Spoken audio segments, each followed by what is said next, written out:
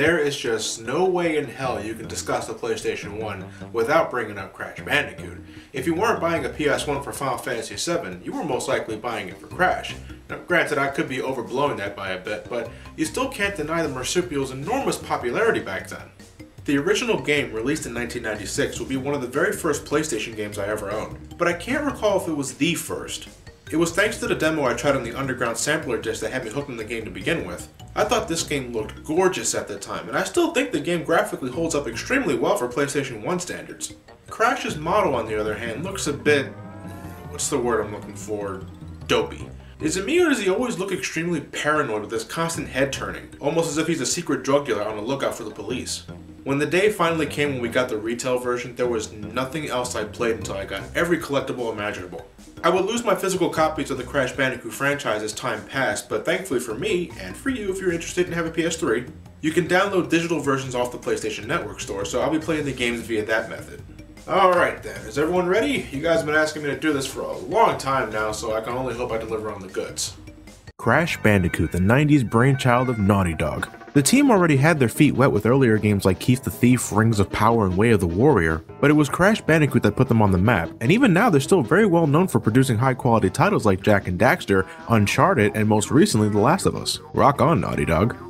The combined efforts of Andy Gavin and Jason Rubin conceptualized Crash Bandicoot when they wanted to make an action platform game for the PlayStation 1. A 3D platforming game to be precise, because this is the time when transitioning into the third dimension was all the rage. Here's a fun fact for all you Crash newbies out there. Back when this game was in development, its codename was Sonic's Ass Game, because the 3D nature of the game always had the camera looking at the main character's backside, and the most popular animal in the platform genre at the time was Sonic the Hedgehog. I guess you can use this codename nowadays to describe a Sonic game you don't like. Thank you and good night. If you leave the title screen running long enough, you'll get this game's minuscule plot. A mad scientist named Neocortex and his assistant Embryo are using animals as test subjects to create an army of super creatures to take over the world.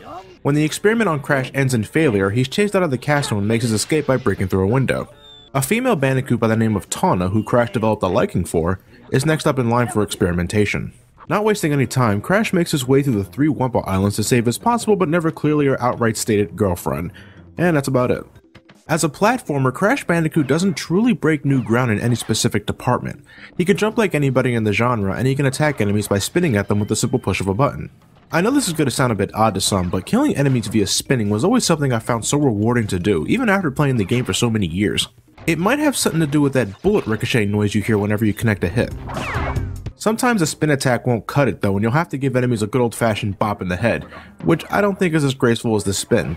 Crash controls well enough in a 3D environment, which is important because this is the time before analog sticks are pretty much mandatory in any 3D game regardless of the category, but his jumps lean a bit on the heavy side.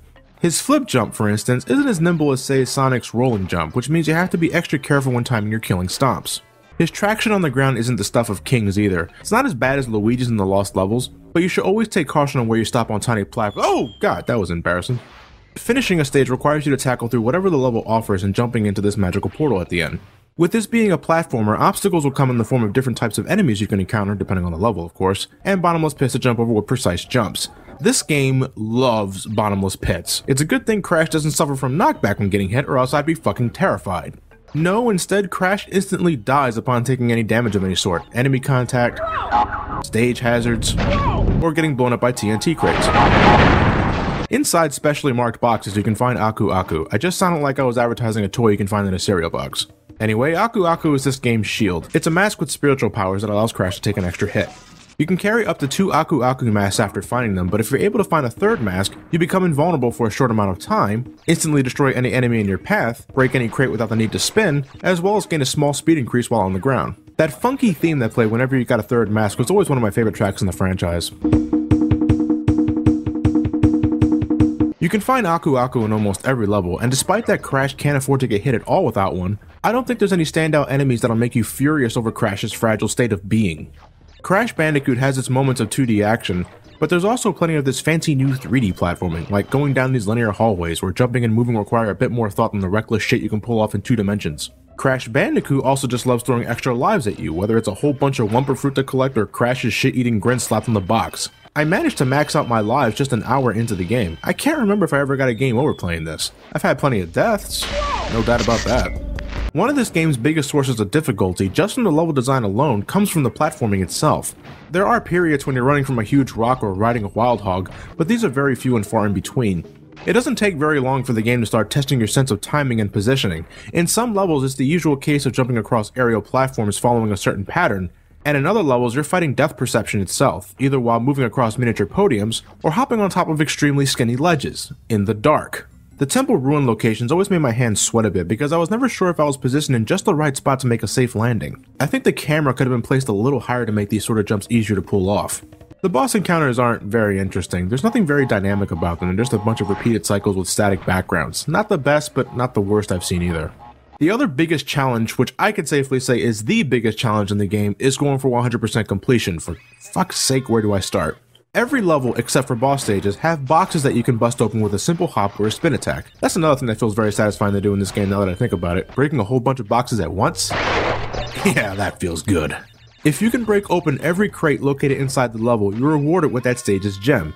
And getting the 100% mark requires that you get all these gems. Attempting to get every single gem transforms Crash Bandicoot from what was a pretty standard 3D platformer to an entirely different beast altogether.